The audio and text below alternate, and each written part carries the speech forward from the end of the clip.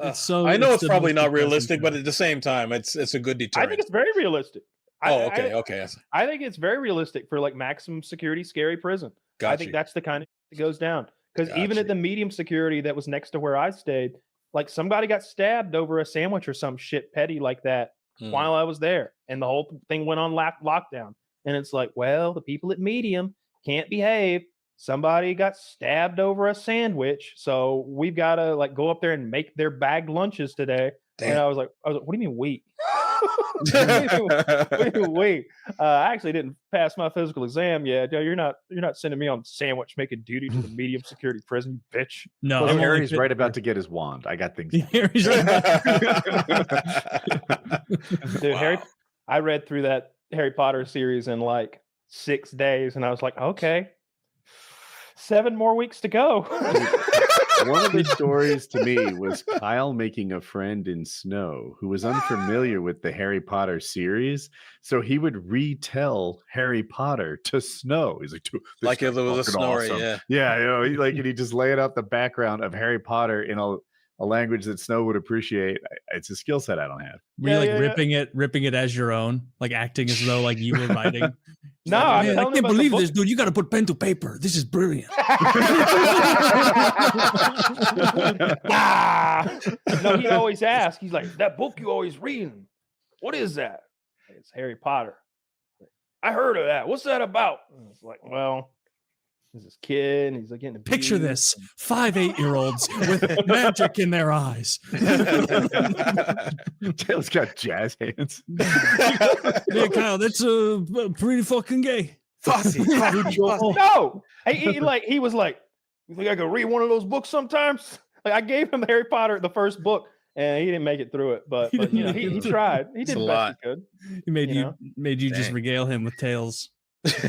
He's like laying in his bunk late at night. You're drifting off. He's like, Kyle, tell me a story. You start being like, well, it was the tournament of the 5 houses. He's like, no, you did that one already. The Tri-Wizard Tournament. The Cedric Diggory. Ooh. What happened? Was Cedric okay? Cedric, he's a cute one, right? That Robert Pattinson is very talented. He's sitting up on his bunk. He's got this thin prison blanket wrapped around him. Eating popcorn. No, we're both under the same blanket with like a flashlight. There you go. We got the flashlight under the blanket. Those got his like anybody. It's like 10 prison tans on. Kyle's in the noob prison oranges. There you go. Kyle, you don't think there could even be like you don't think the mentors are real, right? I don't know, Snow. There's a lot of stuff we don't know about in this world. Could be. You ready for your workout this morning, Snow? I didn't sleep a wink.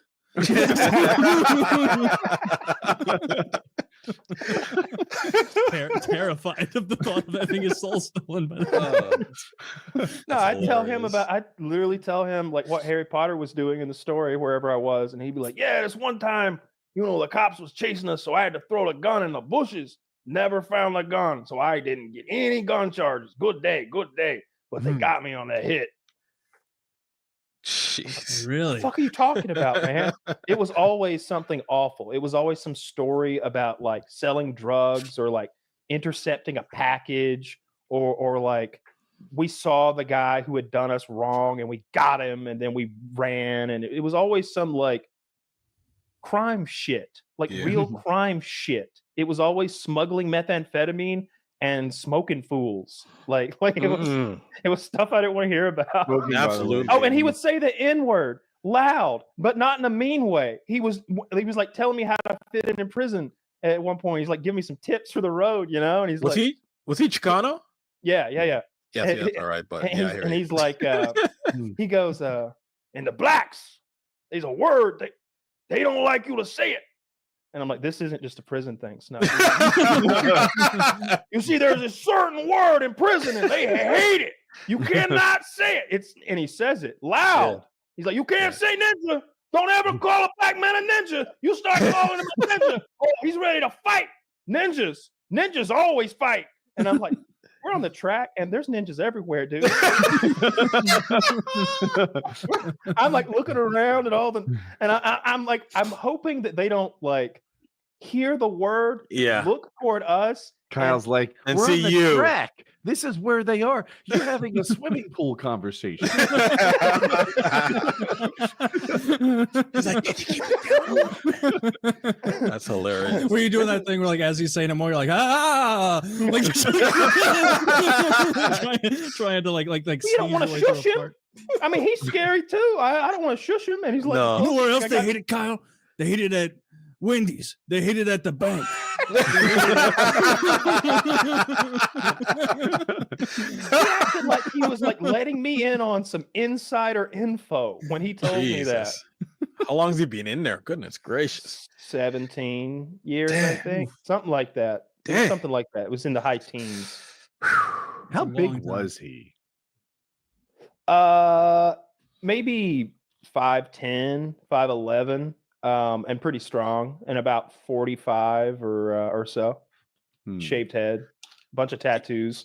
Your had story, like his workout was always like, you know, chin ups with that big weight that he had created tied to his waist. He'd crank out a bunch and then do a lap, and then crank out a bunch and do a lap, and I don't know how many laps we do. I don't remember that shit anymore, but he was pretty strong. He was in good shape, and he'd like been in prison fights and was like comfortable getting in prison fights. And he's like, he wanted to stab me with a jank. I wanted to box him. And he's always talking about boxing somebody. So I guess he knew how to fight. He said he knew how to fight. And you never pressed him on it. No, I didn't press him on it, Taylor. I didn't press Snow. No. Especially when he was kind enough to get like one of the best. I was afraid to go outside because my locker was gonna be unattended, and I was really afraid somebody was gonna put drugs in my locker and then they'd be found and I'd be blamed for the drugs. That was one of my bigger fears, that someone would try to hide their shit in my locker because I'm the new guy, then we get shaken down, or just somebody trying to ruin my life, you know, because fuck it, just trying to do that. So I'm like, I don't think I want to go outside today. And my Mexican cellmate explained that to Snow in Spanish. And I don't speak a lick of that, but they're just blah, blah, blah, blah, blah, blah, back and forth. And Snow's like, "Oh yeah, they might do that." And I'm like, he's like, "You need a lock," and I'm like, "Yes, I do. Be right back." And he went and got me a lock and like had the combination on a piece of paper. Like right on the spot, he had access to it that quickly. Yeah, like he had a lock. It's the lock man. That's cool. Because he's like, now we can go outside and work out or whatever. No, you're not staying inside. I need you to update me on what's going on with the Weasley twins.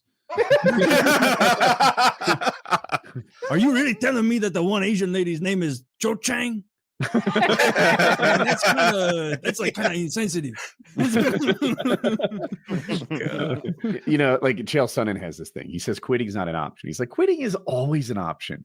Quitting is an option that is right there. It's always begging you to choose it. Quitting is the easiest option to choose in every situation you're ever in. It's up to you not to pick that.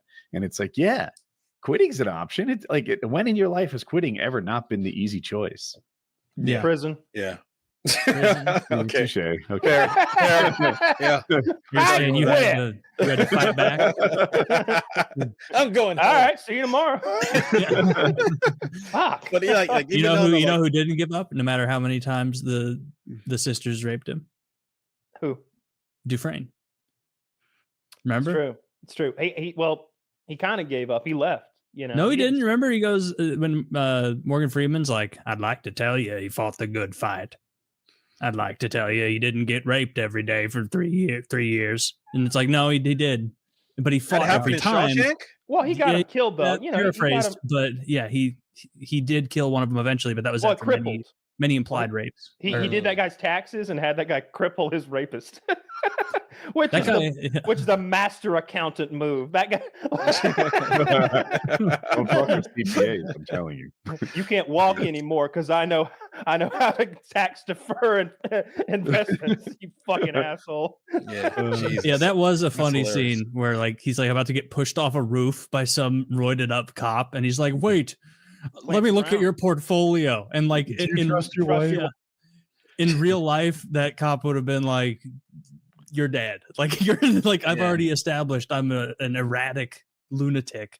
You just questioned my wife on top of this roof after I got you and your friends 12 beers. Maybe it was before the beers. Yeah, it was before the beers because he offered it, and then he wanted beers for his boys, which was such a ridiculous ask. Like no food to go along with it, like nothing else, just the beers. Ridiculous. I would have been trying to like, get this more movie's things. not realistic. A beer without a charcuterie board, please. No, I'm gonna drink this and have no snacks. Fuck off. I'm gonna make you get audited. And when you're in jail, that's how he gets rid of them. I knew I wasn't built for jail when I watched Oz. I was like, Jesus, Murphy knew. Dude, don't bring up Oz. Every time it comes up, Oz is so brutal.